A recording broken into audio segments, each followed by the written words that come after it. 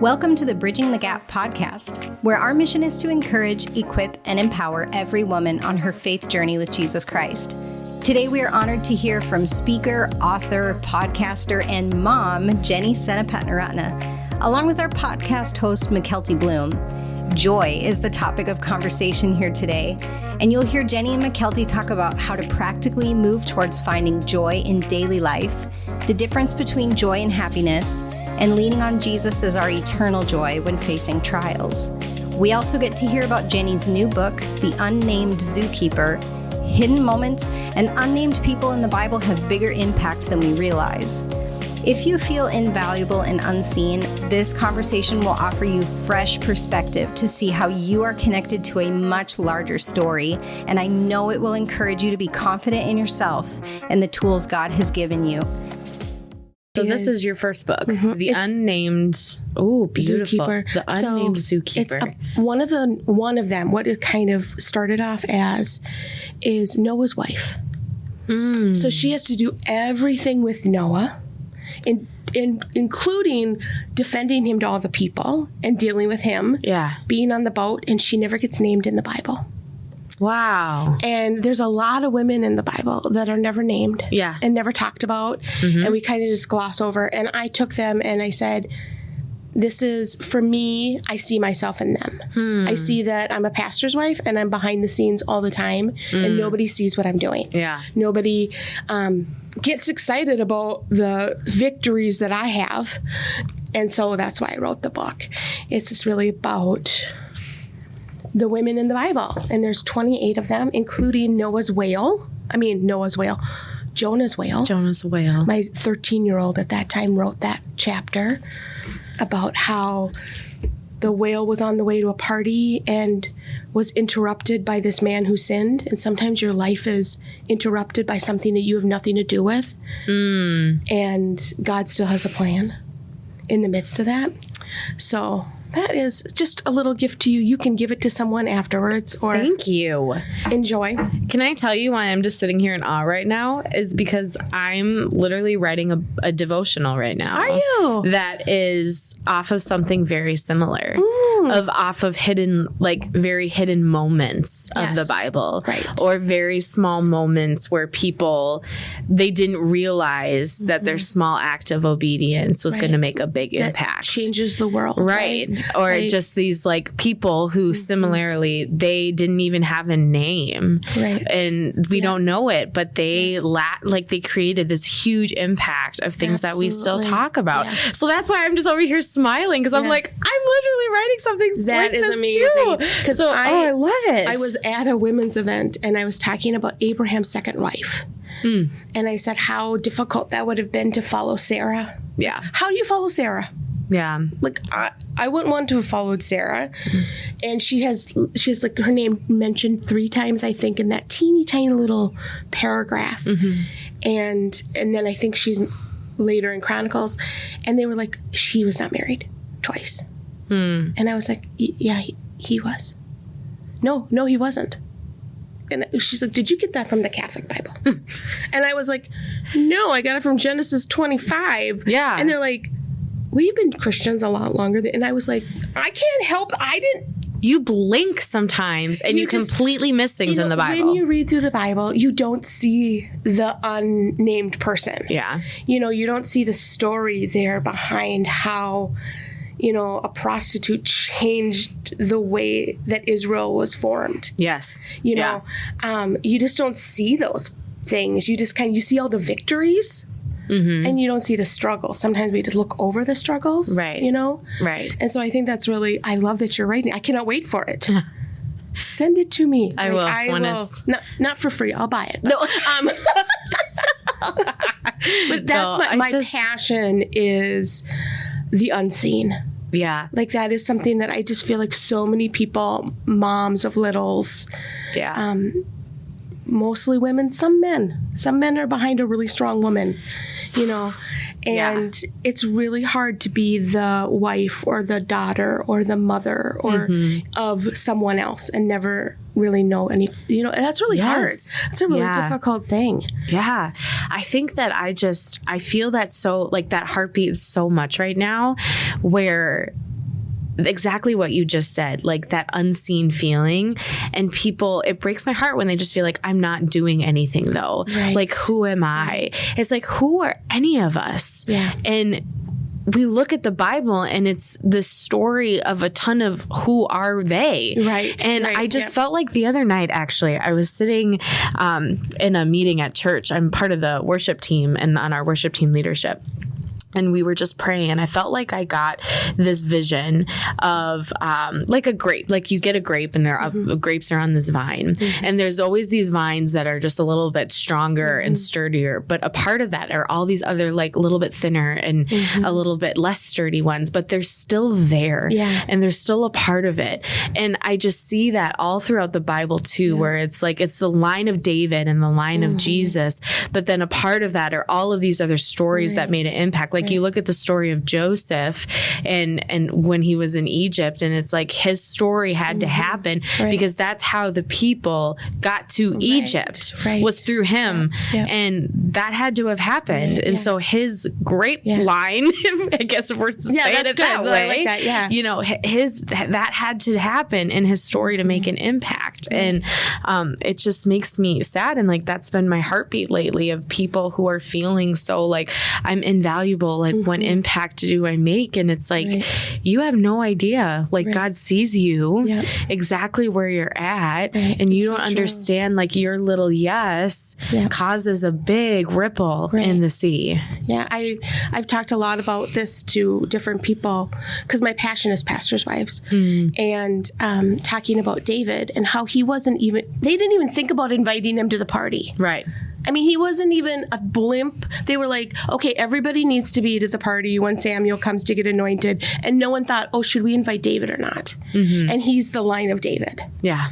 You know, it's not about what man sees. Yeah. And that's really hard. We live in a society and in a world that it's about being loud and being seen on social media, on the stage. And it's the people behind the scenes that are moving the switches.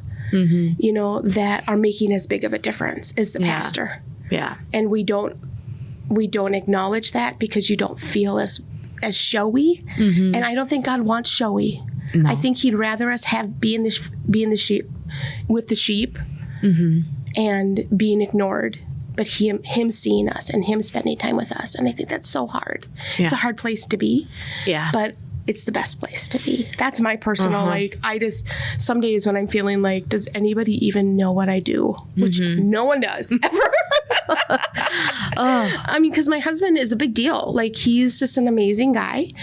And he's just such a strong, and everybody recognizes him because he's so different looking. Like, he's Asian and he's short and, you know, he's adorable. But nobody knows that I'm alongside of him, you know, and I'm like, yeah, I'm the chauffeur. And that's a hard place. Like when you're like because I drive everywhere because I'm a control freak. Sorry, like I am. I'm total control freak. I'm right there with you. It's fine.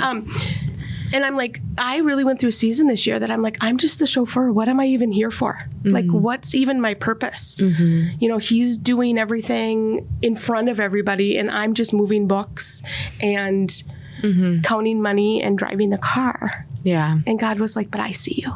Yeah. And I think that's really hard. It's a hard place to be sometimes. So I love your heart. I absolutely love that. That's amazing. And I think, too, to go off of that, one final thing on that, too, it reminds me of David because David had those same feelings of I'm just the shepherd boy and nobody sees me. But also, while he was feeling that, he still had this level of confidence because when he goes and he hears what Goliath is saying, and this is actually, this is a sneak peek into one of my chapters. So I'll give you a glimpse.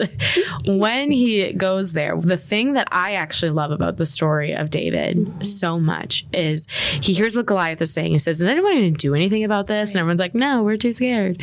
And then he goes to King Saul and he says, I'm going to do something about it. And Saul goes, okay, here, take all my armor. Try to get into my armor.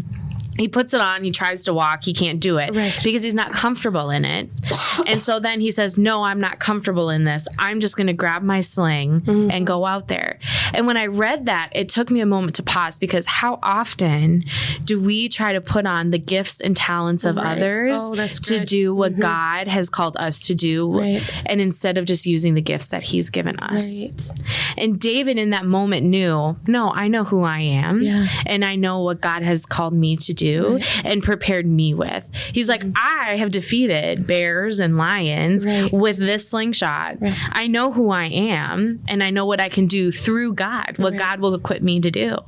And I just read that and I thought, like we so often are like trying to put on Saul because he's this cool king and he's defeated all of these battles, and we put on other people's armor because we think they're cool and they've, we try to put their gifts on, and it's like, no, what does God say? Hey, look at your gifts. Look at your talents. Look at how unique I made you. And I don't know, that's just what I was thinking of when you were sharing, of just amazing. Like we sit and think of like, who am I? And I feel unseen, but God's like, look at who I've made you to be, though. Oh, I'm excited for your book. You have no idea. Because it's so like, it's my passion. Honestly, it's like I was sitting down with my person that does my hair, and she was like, last night God told me the word, because I have to do a devotional, he told me the word unseen. And I just started crying, and she was like, and I'm like, okay, I'm here for this reason. Like, this is my passion. And we just started like doing this. And I was like, I love it. I think that there's so many people out there that need to hear what you have to say. I love that. I'm excited for you. Oh, well, thanks. Yeah, it's a work in progress, but we are here today, 10 minutes in. Sorry. No, I could have warned you this was going to happen. All right, there we go. Goodness. I mean, I pressed record because I felt it. I'm like, I knew I'm going to press record because we're talking and I love it. And Jennie, I'm so excited to have you on the podcast. And this right here, this is what the Bridging the Gap podcast is about. Right. It is bringing everyday life and just being vulnerable. Yeah. And reaching people exactly where they're at. I have cried 3 times on this podcast before, and the 4 years that we've done it. I'm like, today may be another one of those days, especially as we're talking about this concept of joy. Yeah. And what that looks like in the grand scheme of things, in the midst of pain and in the midst of happiness, and what does joy really mean? Right. And I think joy is hard when you're feeling unseen. It is. And when you're feeling overstimulated as a parent, as a spouse, as a working mom, as a stay-at-home mom, all of fill in the blank, all of the above. All of the above. And so I'm just super excited to have that conversation with you today. But you've shared a little bit about yourself already, but I'd love for you to share more about who you are. What does life look like for you? So I am married to a pastor. We've been married for 20 years, which is very crazy that I'm that old. That's okay. And I have one daughter. God miraculously gave us to her after 10 years of marriage. So I am grateful for her every day. She's now 18 and is more independent than she should be. As most 18-year-olds try to be, right? Right. I'm like, slow down. Like, you have some time. Anyway, I have a podcast myself, and we also have a ministry called Christ Connection, where we've been traveling for 19 years teaching on prayer. Love it. So that is a really quick glimpse into what I am. And when I'm not doing other things, I am drinking tea, doing puzzles, and reading books. Amen. Hallelujah. I don't, that's pretty much all I do. Like, if you want to find me at Walmart, I'm listening to a book. So there we are. That is my main hobby. Oh, that's so good. I'm very simple to please. Yeah. So that's cool. And your podcast is about? It's called Real Life with Jennie. So it's a 15-minute podcast, because you know what? I don't have an attention span. That's really the truth. I feel like we've kind of turned into this society of like 30 seconds, and that's about all we give. So I do like a 15-minute podcast on what God's teaching me that week. Whether it's sad or happy, I'm just super vulnerable about like, here was my week, and I'm glad it's over. We've had those weeks. We all have those weeks. Here's what happened at Walmart this week, guys, and what God taught me during that. And, I think it's just a crazy, fun time for me just to be able to like connect with people and speak to the realness of life. So that's what I do on a weekly basis. Yeah. And I love it. I love that. Yeah. And you shared a little bit right when I pressed record about one of the books that you wrote. Yes. And then you wrote another book. No, I'm in the midst of my second book because let's be real, like writing a book is not my cup of tea. It's a lot. If you've never written a book, it's hard. Yeah. It's hard. And my next one is about intentionality and like how faith, you really need to be intentional about it. Mm-hmm. And then you actually have to be living that. And so that's probably why it's still in the process. But that's okay. Yeah. But my first book is The Unnamed Zookeeper. And so it's about 20 ladies in the Bible that are not seen. So I talk about, it's called The Unnamed Zookeeper because of Noah's wife. And I just absolutely love that she was not named because I have been Kevin's wife, Samantha's mom, my mom's daughter, because I actually worked with my mom for 16 years.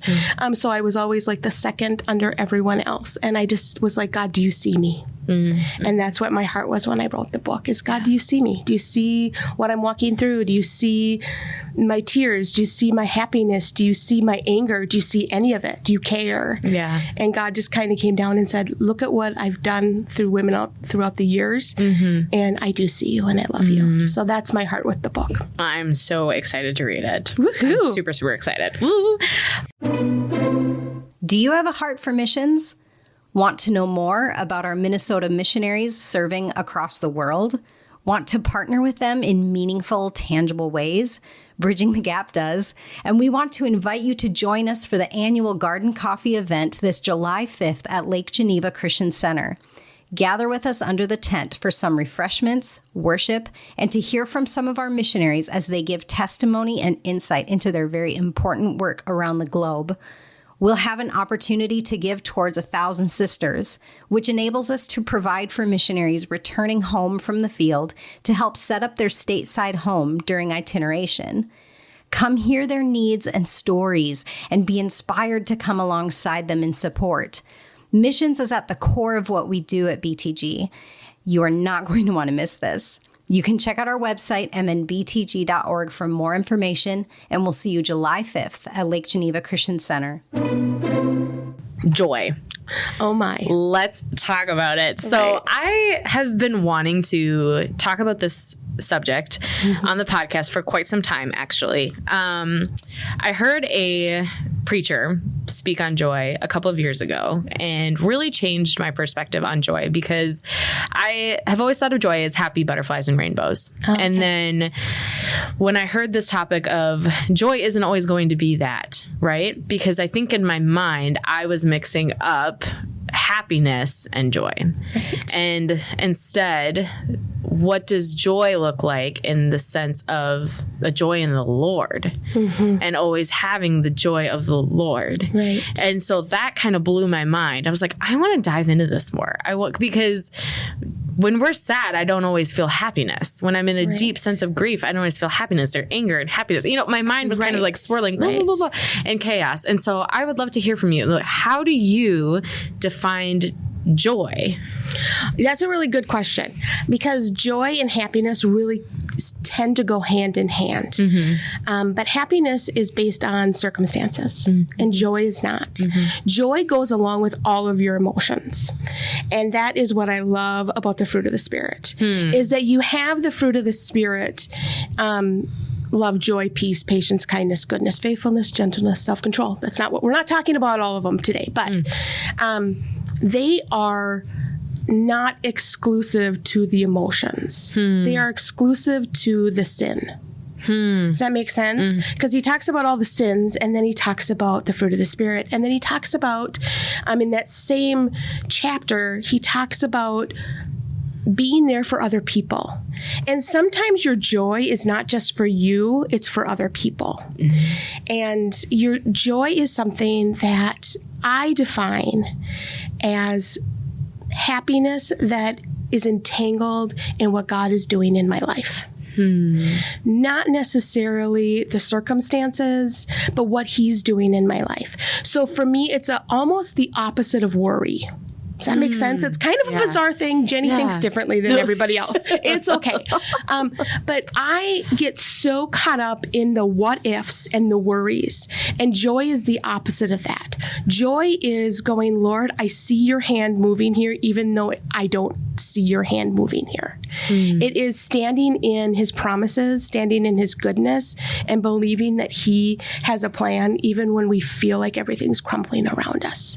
Yeah. That is that moment when you are, because I've done a couple retreats on joy, and I've come up with what are they called? These things are called like the elements. Anagrams? Is that what they're called? An anagram. Oh, yeah, anagram. Yeah, the old anagram that used to be Jesus and others in you? Okay. Have you ever heard that? No. No, I don't like it. Anyway. I don't like it. Because I'm I get no joy from others, because others can drive me bonkers. But I've talked about J is for journey. It's about the journey. You're not always there, right? Joy is not something that just comes and it's automatic. It is something you have to tend. It's called the fruit of the Spirit for a reason. It is something that you have to care for, you have to tend, you have to take care of. That's good. You have to go after. Yeah. It is not something that you wake up in the morning and go, I'm going to have joy today. It is something that sometimes you have to put on your joy pants and say, I will not be defeated today.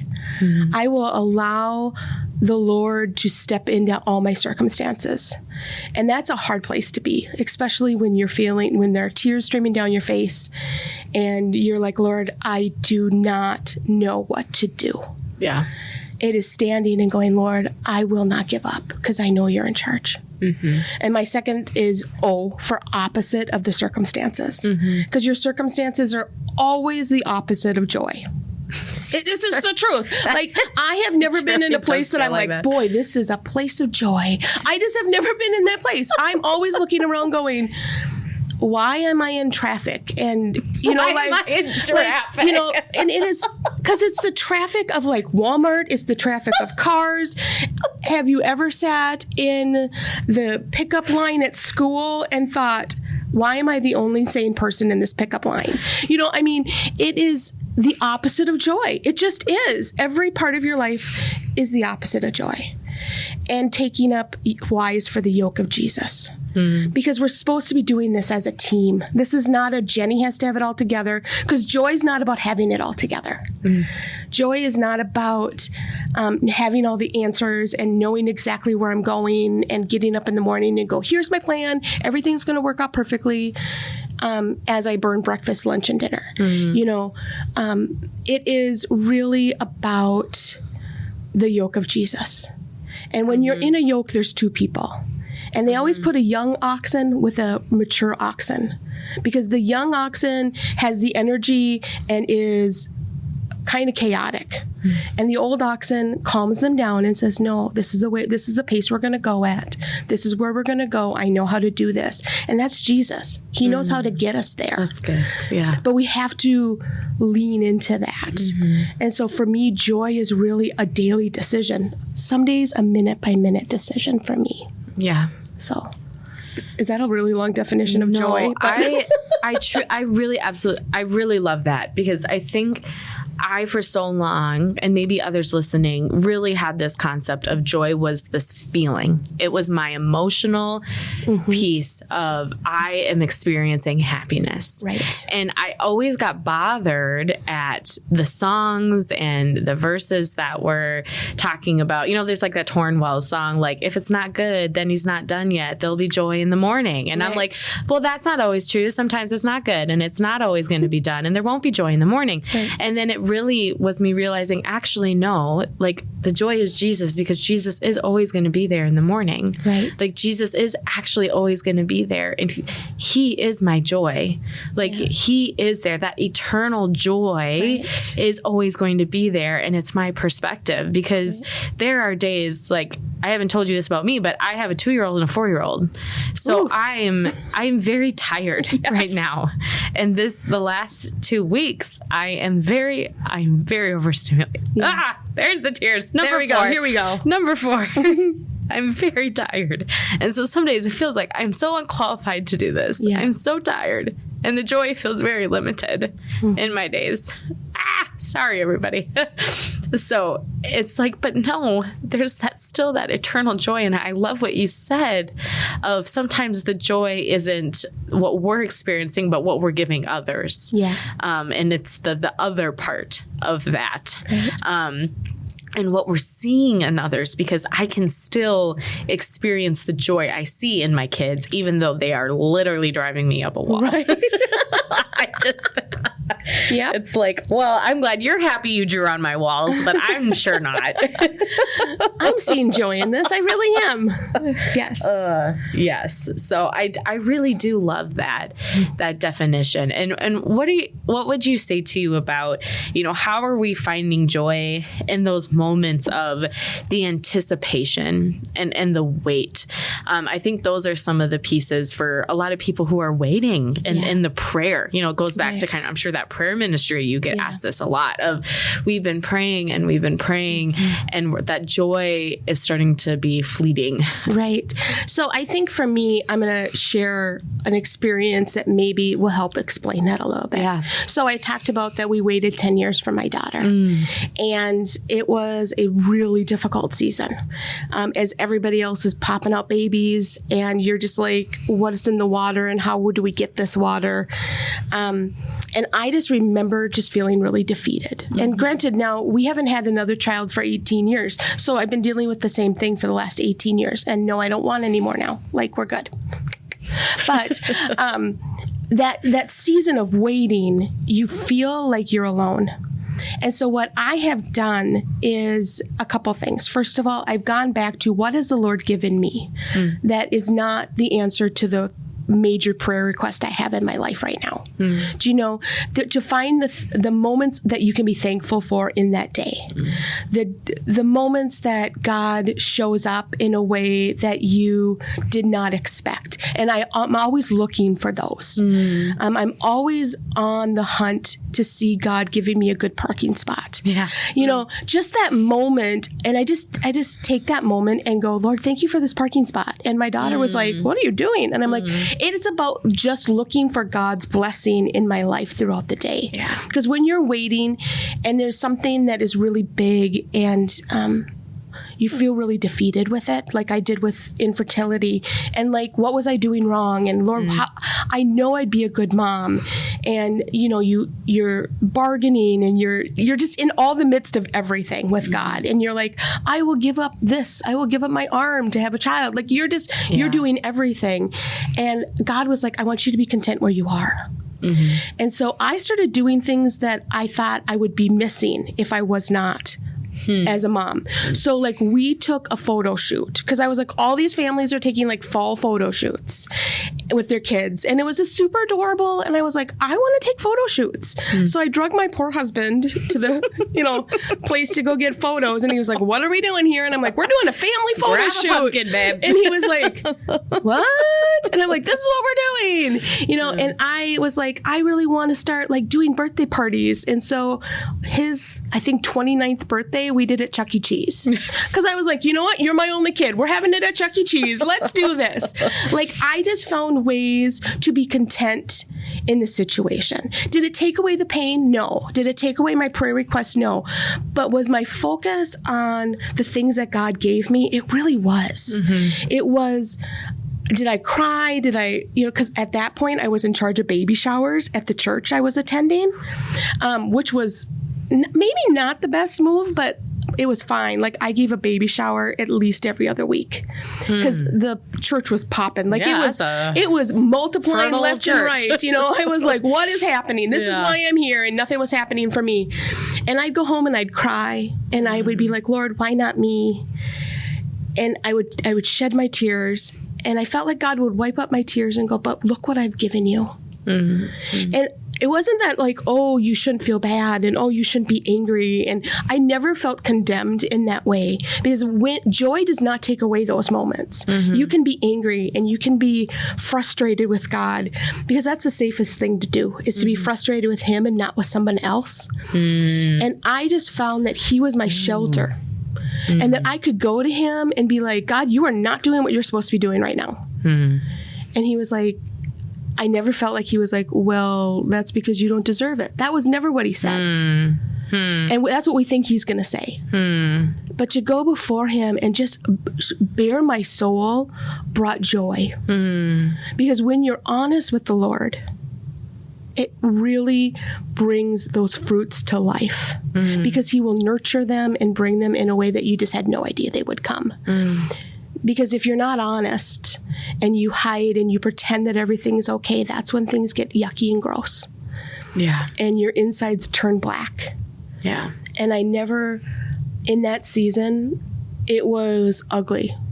My prayer time was not pretty. It wasn't. It was not.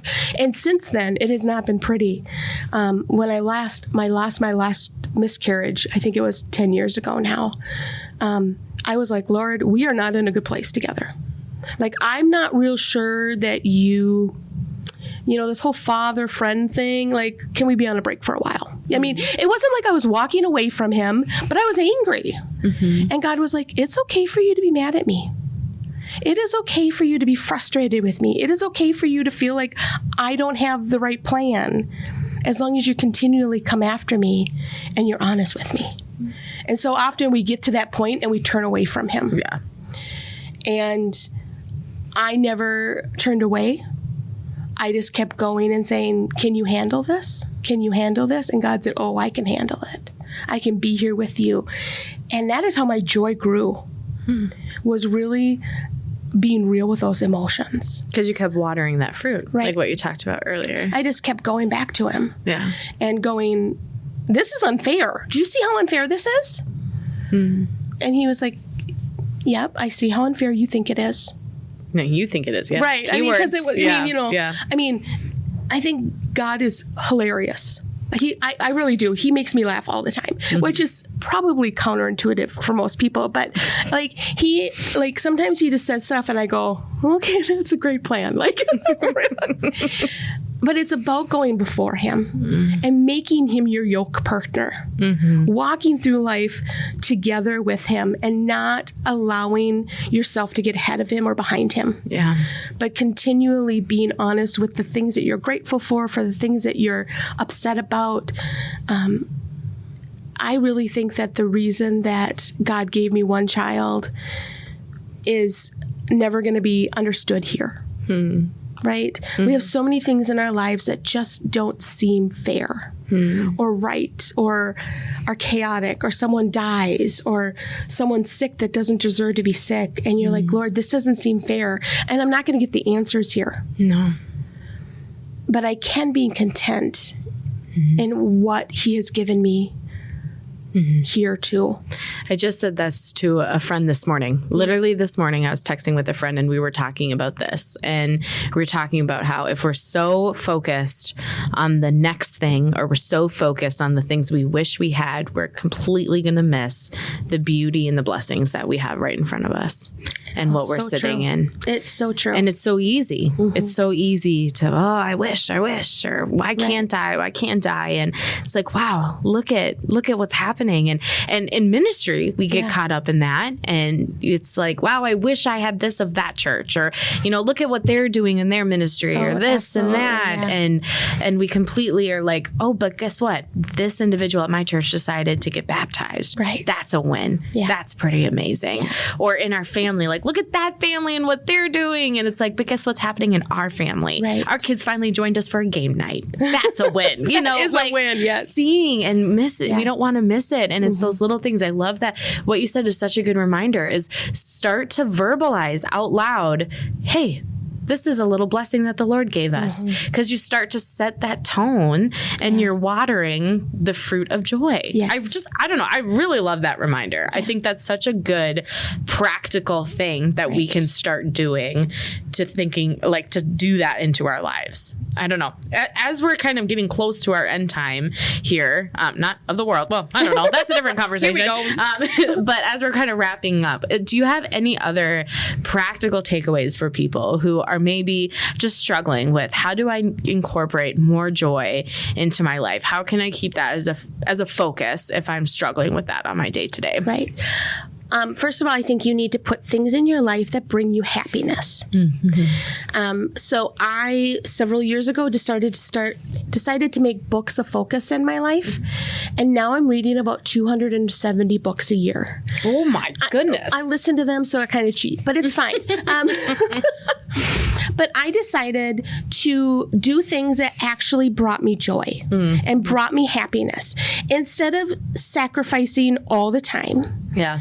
Really putting some things in my life and saying, I deserve this.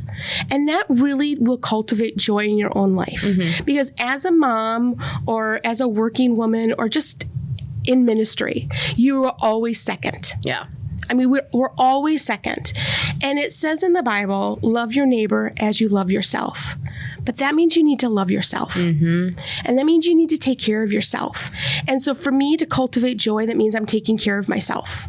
That means that I am doing things that I know will bring me to a better place to be able to be joyful to other people. So even like this year in 2025, I've decided to do one crafty thing a week. Which is a huge sacrifice because I don't have time to be crafty. Like I have a great time going to the craft store and buying all the stuff, and then it sits there until I remember to go to the craft store the next time. And I'm like, do I have that? No, I don't. Let's get it again. But I've decided this year to give myself a priority and take an hour a week and do something crafty because it brings me joy. It does not need to be perfect. It is normally really ugly and I throw it away or donate it. Let's just be real. I really do. But it gives me the opportunity to kind of focus on what my needs are. And so often joy can be taken away because we're not taking care of our needs. So that's a basic thing that you can do in your life is really look for ways to water yourself. Yeah. Spending time in the Word and praying with honesty is so important. And that really cultivates all the fruit of the Spirit. Because when you start seeing God in a new way, I change the way I read my Bible all the time. So I'm reading it, I'm listening to it, I listen at double time, I listen to different translations, I pick up different Bibles, because sometimes it gets really drab. Oh, I just said that on your podcast. No. I can't believe I just did that. But Bible reading can get really drab sometimes. You're fine, really, you have to mix it up. And that can bring a sense of awe to the Lord again. And that cultivates that. Yeah. So, and not reading it because you have to, not praying because you have to. I grew up with read your Bible, pray every day, or you're going to shrink, grow, or shrink. So it was a have to. It wasn't something I got to do. And now I've made it a part of my, Jennie gets to do this today. I get to walk through Walmart and be praying and just finding the Lord in the chaos of Walmart. I know God's at Target, but does he belong at Walmart? Some days, And so I just kind of have taken those moments and really found him in those small moments. And that really cultivates joy in my own life. Yeah. So those are a couple of my practical things that I've done, and really thinking about the things that you don't have and how you can move forward in those areas. So like with me not having babies, what things other than like having a baby and changing diapers and all those things that I really wanted to do, what are the things I'm feeling like I missed out on that I was like, okay, I'm going to put that into place in my own life because the circumstances aren't going to bring that for me. Yeah. I'm going to be the best aunt that any person could ever be. Was I? Probably not. But the goal was there, right? Like, it was just, so kind of thinking about like your circumstance that really feels overwhelming and figure out what you can do to kind of take it back, take charge of it. Go, Lord, we're going to not let this situation defeat us. When I was sitting in the hospital room with my mom when she had cancer, and I was going, Lord, we're about to lose my mom. She's everything to me. And he was like, okay, I'm here. What do you want to talk about? And I made those times in the hospital probably some of my funnest times. Because I made sure I was reading a really good book when she was sleeping. I made sure I had really good food and great snacks. Now that may seem really like silly, but I was like, I need to find some things that bring me happiness in this situation. Yeah. And so often when we're in a bad situation, we feel like we just kind of need to live in the misery. Mm-hmm. And I think God's like, it's okay to be happy even in the midst of chaos. That's good. That's really those good. kind of moments. Yeah. Yeah. Oh, I love all of those. Those are really good tips. I hope people were taking notes. They're doing like the voice notes if they're driving in their car. Here we go. As many do. Right. Oh, this was truly a huge treat to have you on the episode. I can't believe this was the first time we met. It feels like we've just been sitting and having coffee for years. BFFs forever. So seriously, it was an honor to have you. How can people keep in touch? I know that you guys have an awesome ministry that people can follow. So let's hear about it. So we have a ministry called Christ Connection. You can find us on all the platforms. Mm-hmm. It's Christ Connection Ministries, except on Twitter. I think that it's Enjoying Prayer there. But you can find us on all the social medias there, or you can follow me at Real Life with Jennie on Facebook and Instagram. So those are my two places. Mm-hmm. We also have a website that you can go onto. It's christconnection.cc. Mm-hmm. So all of our info is out there, but really connect with us on social. We would love to pray with you, walk through things with you, and know that you're not alone. God sees you. Yeah. Absolutely. And we'll make sure to link to all of those things Perfect. in our show notes and tags and all of those, all the things. But thank you again so much for sharing your heart, your vulnerability, and your wisdom to everybody listening. Thank you for having me. This was really fun. Good. Thank you for joining us for this episode of the Bridging the Gap podcast. We were honored to hear from Jennie Senapatiratne on the true meaning of joy. Be sure to check out her podcast, Real Life with Jennie. You can find her podcast, learn more about Jennie, and access her book, The Unnamed Zookeeper, at reallifewithjennie.com or christconnection.cc. You can also follow Jennie on Instagram at reallife.withjennie, on Facebook at Real Life with Jennie Podcast, and on all platforms at Christ Connection Ministry. You can learn more about Bridging the Gap at mnbtg.org or by following MNBTG on social media. And we invite you to take a moment to rate and review this podcast to help others find this resource as well. Thank you for joining us today, and we look forward to being with you next time on the Bridging the Gap podcast.